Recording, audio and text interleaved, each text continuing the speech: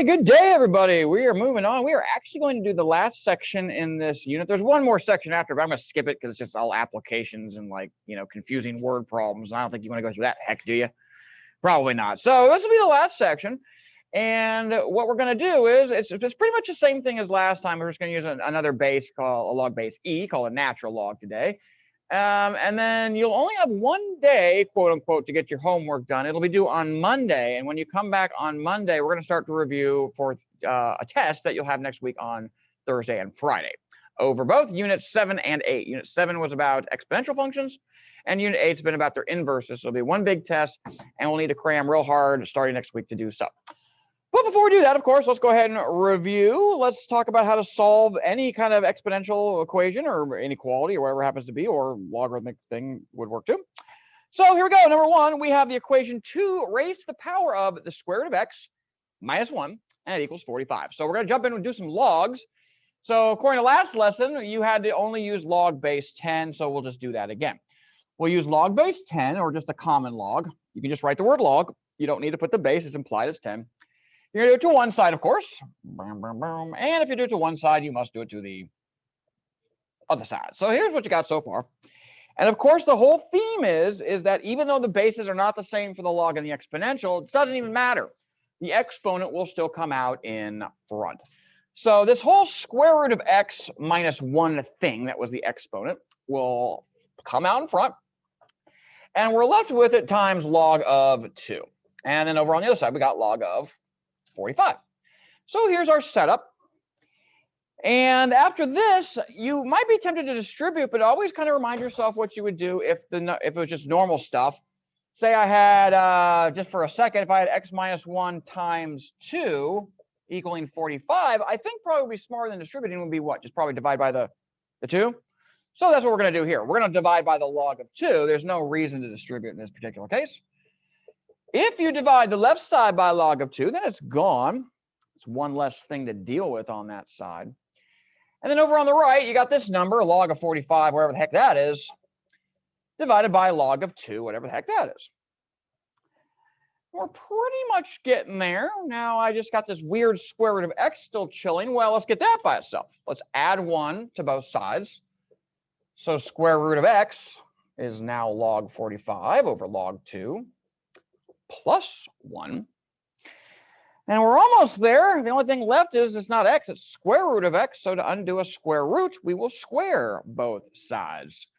So if you just take this whole side and square it, and you square the whole left side, the square root's gone, then there's our solution right there. X is that weird thing squared, whatever it happens to be. We're just following the normal rules. Square roots are undone by squares.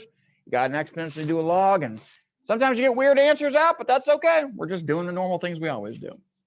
Questions on that one? Okay, moving right along then. Number 2. These are the ones that are going to be the worst when you look at these, because I don't think there's any way to get the bases to be the same, and they both have variables up in the exponent. So this is going to be, unfortunately, not very good. Let's see what we can do, though. So we're going to start by taking a log, because they're exponentials. So log of this side, 3 to the x plus 1. Log of that side. And again, once you've taken the log, the whole reason you're doing that is so the exponent can come out in front. So this x plus 1 is going to come out in front. So now I've got x plus 1 times the log of 3.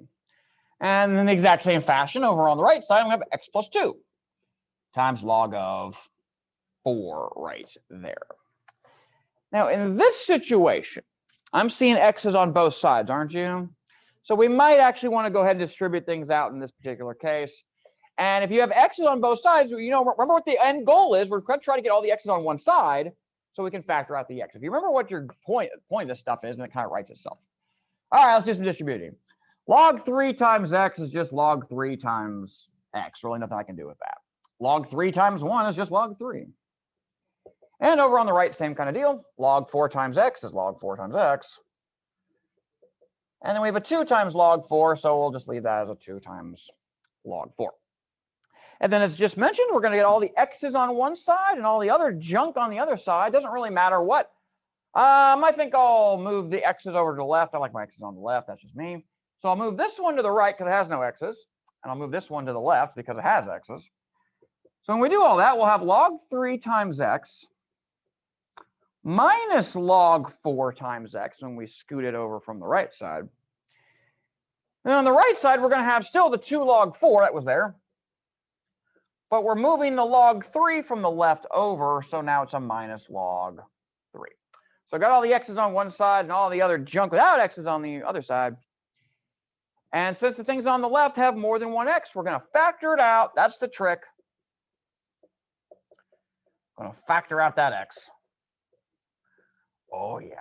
And that's the trick, because if you can factor the x out, then all you got to do is divide by what x is multiplied by. Even though it's weird looking, who cares?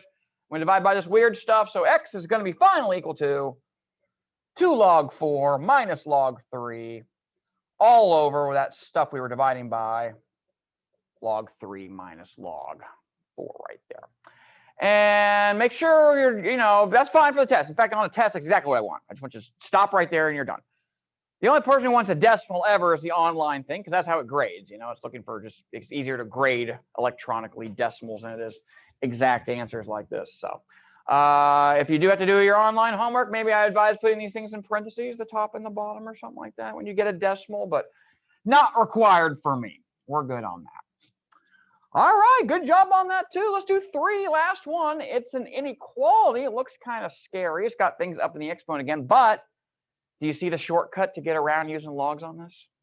Yeah, I see it too. 25 is 5 squared, right? So we can get the bases to be the same. Never forget to do that.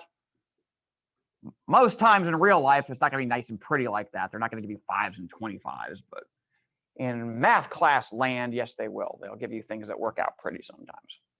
So look at 25 as 5 squared. And then you have to remember your exponent rules. Over on the left side, you have a power raised to another power. So you will multiply those exponents. That's the rule, giving you 5 to the negative 6w right there. And if you can do this, then great, because if you get their bases to be the same, you don't got to worry about logs. Technically, you don't, right at the stage, I would just drop the logs. But really what you're doing, and you didn't know it back in the day, is really what you're doing is you're taking a log base 5 of both sides. You don't have to write this step. But when we first learned this, you didn't know why you could just ignore the bases at this point. The point is because you could take a log of both sides and the logs would cancel out with the bases. So we always just skip that step and we just went right to the exponents are being compared then. So that's why you could just drop the bases when you got them to be the same. And we just got this rinky-dink thing, so we'll just move some junk around. I like my w's positive, so I'm going to move my 6w this side, make it 8w. I'm going to move the 1 back to the other side, make it a positive 1. And then I'm going to divide by 8. I don't need to flip it. Just remember that. You see inequality the whole way through. You need to be very conscious. Am I multiplying or dividing by a negative? Not in this case. It's just a positive, so we're good. So we're looking for all the w's less than an eighth. And remember, on a number line, what's that mean? We're looking for, here's 1/8, and we're looking for everything less than it, right? So that just means everything from negative infinity up to 1/8. So in interval notation, there it is, negative infinity to 1/8, both with parentheses because you never get to either one. No matter how far you walk, you never get to negative infinity. And 1/8 because it doesn't actually ever equal that right there. So there's your problem for that one. Questions on that? All right, well, let's keep on going then. Let's do some LGs. Here we go. Boom. Last one for the unit. Oh, yeah. Essentially, today will not be anything new, provided that you understood the last section. You understood the last section. Okay, I'm going to use log base 10 all the time. Well, a lot of things in your problems did not have 10s. Nonetheless, you can still solve it and get through it. And if you've understood that concept, it's the same thing today. Only today, we are going to introduce the one and only log you ever need in math. Nobody up higher uses log base 4. Nobody uses log base 7. Nobody uses common log base 10 in math, really. Everybody uses the one we're talking about today called a natural logarithm. And for the rest of your life, now that you are being taught what it is, forever, it'd be great if you only used a natural logarithm for every single thing that ever requires a log. Natural log is the best logarithm by far. Why? Well, don't worry about that. That's a calc thing. Just trust me. Someday you'll see why. All right, of course, you got new homework associated with this stuff. So here it is, 8.4. Like I said, due on Monday. So you need to get it taken care of over the weekend, get a good start on today. I'm hoping you'll have some work time plenty by the end of class because it mostly is just review, although we need to do some examples and things like that. But you got till Monday at 3 o'clock to get that taken care of. Monday, like I said, we will start reviewing for a test. Monday and Tuesday we'll review. Wednesday will be entirely yours to ask any questions. Normal business, you'll get that review packet. You know how important that is. Okay, understanding everything on that is essential to be doing okay on the test. So if tests are not going well for you, it's probably because you do not understand the review guide perfectly. So really make sure you get that figured out. Ask lots of questions. It's totally okay. 8.4, numbers 3 through 18, multiples of 3, and 19 through 39 all. So that's a good chunk of problems, but hopefully they should go relatively quickly for you. Due Monday. All right, notes, notes, notes. Let's do this section 8.4, get it over with. Oh, yeah, here we go. Section 8.4 is about natural logarithms. Here's your title, natural logs, natural log. Natural log. Just think of it the same thing as the common log, okay? The only difference is the base isn't going to be 10. The base is going to be e. So write down that definition down to the bottom. It's the same kind of idea. They're not even going to write the word log for this one. They're going to write ln. But you're not supposed to freak out. It's just another log. It's the same thing you've been doing all unit long with every other base. It just happens to be log base e. So when they write ln, they are implying, just like when they wrote log, it was implied it was log base 10. When they write ln, it's implied it's log base e right there. Now, why is that the best? Because e is the best, but you don't appreciate that till you get older. So kind of just do the same thing you did with common logs. Just use natural log instead, and the exponents still come out. It's the exact same thing. You're just using a log with different base. That's all there is. Of course, since this is log base e, this would be ideal in situations where you have equations that involve e. That'd be great. So a lot of our examples today will have e's, but this could apply to anything whatsoever. All right, well, let's look at an example real quick. We've already done this before, but it says write each exponential equation in logarithmic format. So let's just write these down real quick. These are the ones that take about 2 steps. Remember those worksheets you had where you just went back and forth and you got 10 points for doing 5 minutes of work? That was sweet stuff, wasn't it? So we're going to do ones just like that again. So we have e to this one, and I think I had over here e to the 7th is x, if I recall correctly. Okay, so remember this is an exponential. If you want to get in logarithmic form, you're just going to take a log. But what log are you only allowed to use today? What's the new one called? Natural log, ln, exactly. So you're going to take a natural log of both sides. It's the same thing you've always been doing. I'm going to take a natural log of this side, which means I need to take a natural log of this side. Same stuff. And the letter e still might scare you, but actually today it's a good thing because this log is by definition base e, right? So what's this log with a base of e and this base of e do? They just cancel out, yeah, completely. So in logarithmic form, this equation is saying the same thing as x is natural log of 14. And same thing for their other example. If they said e to the 7th is x, well, that's an exponential. We're going to undo it with a log. So we're going to take a natural log of both sides. And again, in this particular example, the natural log has a base of e. So since this has a base of e and this is a base of e, they cancel out. So in logarithmic form, this is equivalent to just saying 7 equals natural log of x. I don't think that was anything tricky. Would you concur? Same thing you've been doing to death. So that shouldn't be anything that trips you up. And then here's some examples real quick. You could probably even do them in your head at this stage. Part A, what are you going to do? Take a natural log of both sides, right? On the left, is the natural log and the e going to cancel? Yes, they are. So you're going to have 3 equals natural log of 4x. You buy that? Oh. And then the other one, I'm thinking if you take a natural log on the left, you're just going to have 4x, right? But then you got to do it on the right, too. So the answer is 4x equals natural log of 3. Yeah, that's it. Just going back and forth. So you guys are pretty good with that. And of course, you can go the other way, too. Let's do these ones real quick. What if they give you a log? Well, we'll undo that with an. What's the opposite of a log? Exponential, exactly. Yep, same things as always. So these two are natural log of 9 equals x. And here's one that's an approximation for some reason, like a wuss. Who approximates things? I don't approximate things. Approximations for stupid people. But, well, yeah, we got to do it. I'm doing the exponential. So again, just think about the base. What's the base of this log? E, right?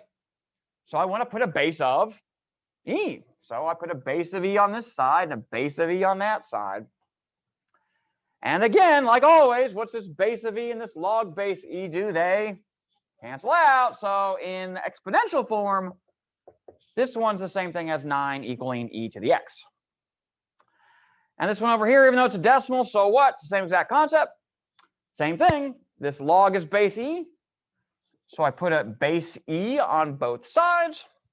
And the base E and the log base E, i.e. natural log, cancel out. So this one would be in exponential form that x is about equal to e to the 1.7347. I can't read right now. There we go. Those are easy, right? Yeah, nothing too bad. That's what I'm trying to tell you guys. Like, this is nothing new. You guys are well versed in logs enough that you can do this. Now this one, let's try doing our head real quick. If you do e to both sides on the left, wouldn't the e and the natural log cancel? So you'd have 3x, right? And on the right, you'd have e to the 4th. So this one would be 3x equals e to the 4th. And over there on the right, are you buying that the answer would be 4 equals e to the 3x? All right, sounds like you got the gist of all these things. Now, this one is a little different. Let's write this one down because you're not used to this skill. And I will put it on the test because it's an important skill to have. And the one thing I'm not a fan of with this unit so far is they have not harped on this skill enough. So we're going to harp on it right now. Here they're giving you a bunch of logs, and they want you to write it as a single logarithm. This is not tricky because it has anything to do with natural logs. It's just a skill with any log that we have not done much of. You know how we take these logs and we use all those properties, we break them into other logs, you know, that kind of stuff? Well, one skill we haven't done a lot of is putting them back together into a single log. So as a quick refresher, what are your log properties? You have a product property where if you have two things multiplied together, then you can break them into a log plus a log, right? Remember that one? And you got your quotient property where if you have something divided by something, you could have a log of the top one minus the log of the bottom one. And also the power property, that's what we've been using all the dang time. If the bases don't even matter, the exponent still comes out in front, right? So there are 3 properties, and our job is to use them still to somehow put these together into a single logarithm like this. Well, let me show you how you're going to do this thing. First off, do you see any numbers in front of any of these logs, or are they just all ones in front of, except for this one? That's a 1, that's a 1, that's a 1. There's no numbers for the logs, would you agree? There's a number in front of this log, isn't there? Okay, so I can't use these properties until I get this number gone. Now, how can I just get a number in front of a log gone? You see this one here? You know how you can bring the exponent out? Couldn't you put it back in? Yes, you can. So that's what we're going to do on this one first. We're going to put the 1/3 back in as an exponent. This is called condensing, by the way. If somebody ever says you're condensing a logarithm, they just mean we're shoving them back into 1, which is generally what you want to do when you're solving a problem. You actually have a problem and you're trying to, like an equation, it's got lots of logs. You want to try to condense them into a single one. Now, this one actually works out well because do you remember what a 1/3 power means? It's a cubic root. The cubic root of 8 is pretty. Do you know what number times this? 2, yeah. So we can just call this natural log of 2. So that's slightly better right there. But it's still not into a single log. We got rid of that 1/3, but we don't have a single log yet. Here's where you're going to undo all of these properties right here. Now, I've kind of harped on this already, especially this one right here. You see the one that was on top, the x? That log was positive, would you agree? And the one that was on bottom was negative, right? So what we're going to do is we're going to kind of go backwards on this.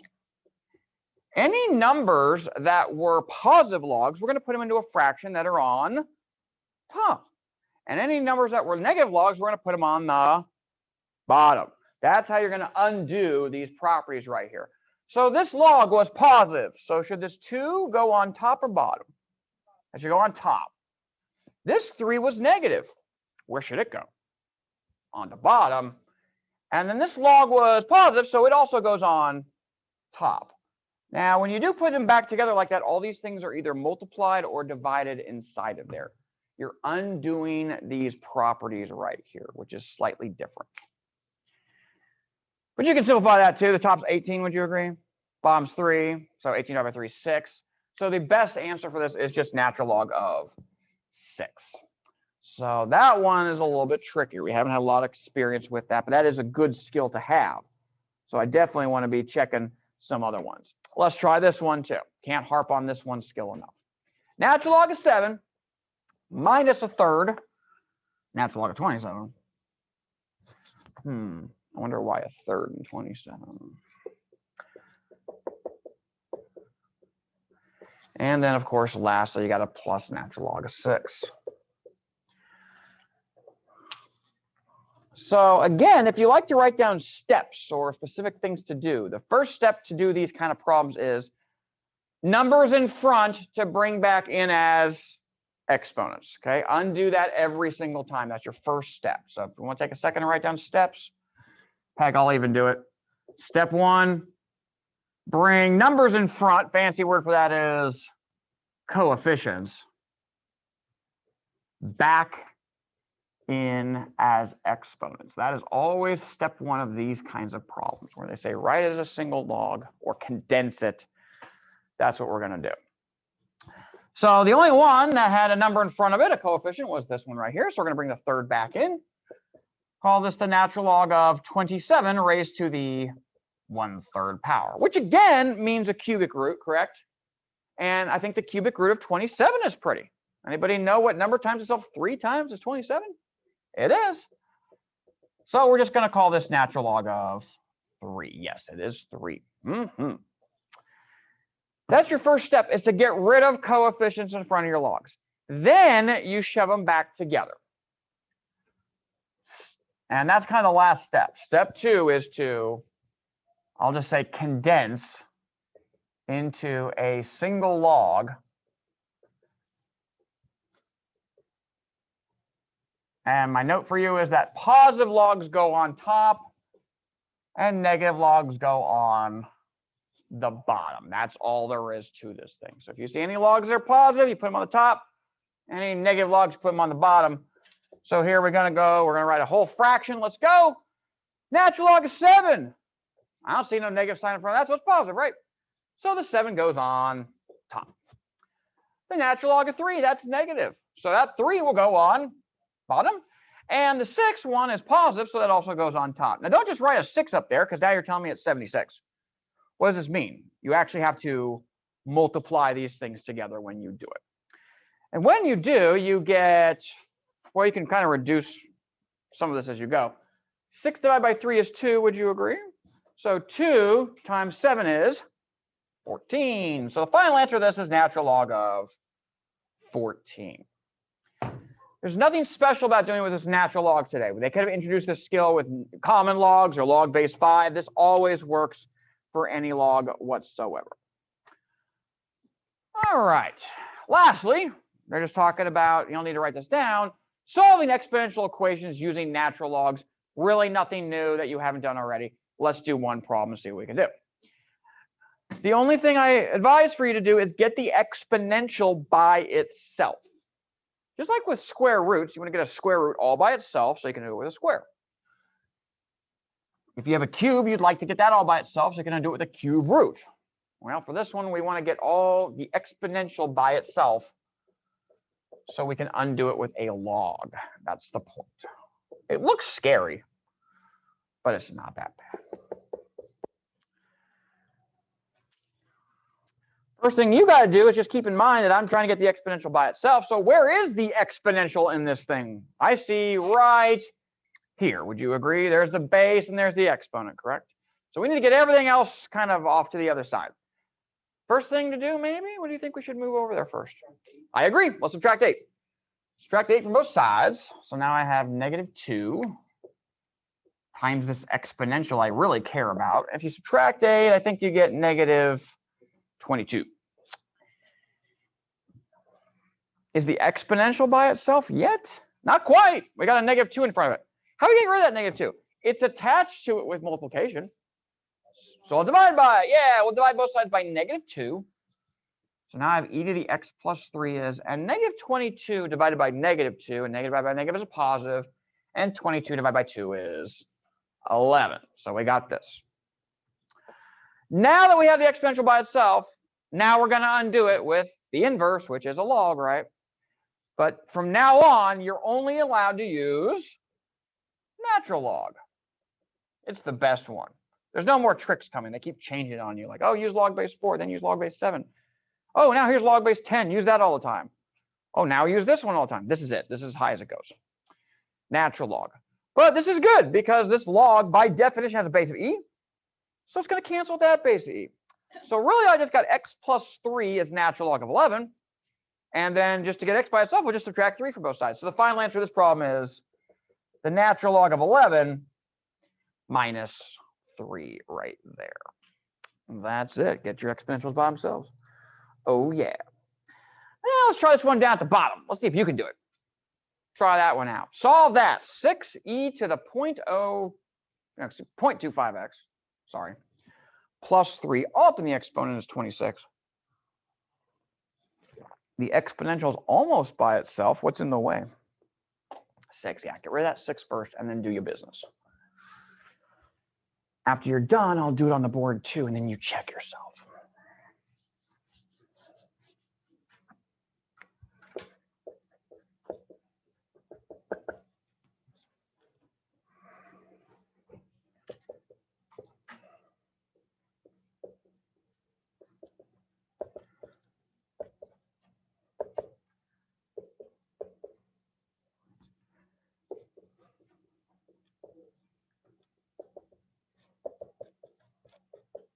Don't forget to reduce fractions as you go, too. Never a bad idea to reduce fractions.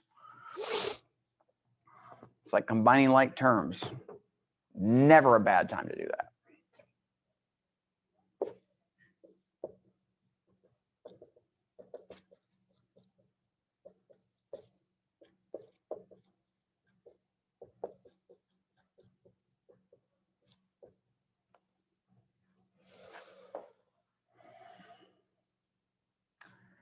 Oh, the heck with it. I'll just go the baby way.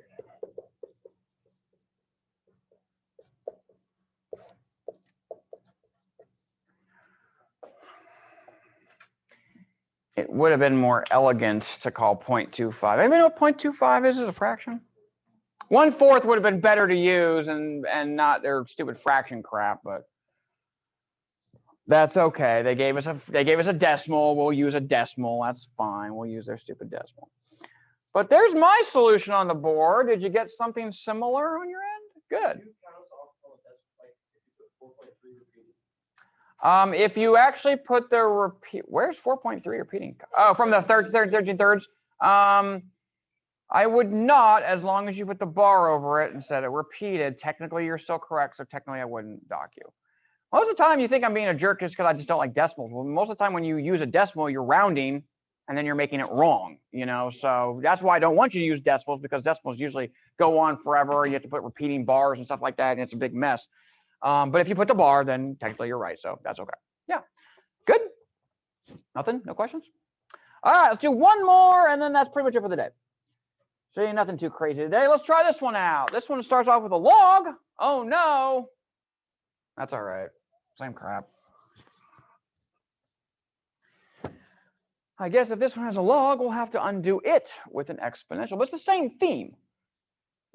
Get the log by itself, and then you can undo it with an exponential. So for this particular problem, why is the log not by itself? There's something in front. A sixth, right? That sucks. How are we going to get rid of the sixth? We can divide by a sixth, right? That's kind of awkward to divide by a fraction, isn't it? Dividing by a fraction is the same thing as multiplying by the reciprocal. What's the reciprocal of 1/6? Okay, so let's just multiply both sides by 6. It's a little bit easier that way. That's what the same thing, right? Divided by a sixth is the same thing as times a sixth. And why does that even work anyway? Over here, you see a 6 and a divide by 6, right? Guess what they do? They cancel out. So we have 1 times log or log. So on this side, we have natural log of 5x. And on that side, we got 2 times 6, which is 12. And now the log's all by itself, so we're going to undo it with an exponential. What base should I use? E, that's right, guys. Very good. So E over here, E over there. The E and the natural log cancel by definition. So 5x, I guess, is e to the 12th power. And now just to finish it up, we'll just divide by 5, right? So x is going to be whatever e to the 12th is divided by 5. And that's it. You guys know a lot of things about logs now, okay? As long as you got your properties down and understand them pretty well, and you go back and review a lot from chapter 7 and chapter 8, you should be fine. But when Monday comes and I give you that review packet, you know what to do. Hit that hard. Hit that real hard, because it's just like the test. That's it. 8-4. That's the new homework. That'll be due on, again, Monday. You do not have a work day on Monday because we're going to start the review. So get that taken care of. And, of course, 8.3 is due today. Tidy that up by 3 o'clock at the latest. Thanks, guys. If you got any questions, I'm right here.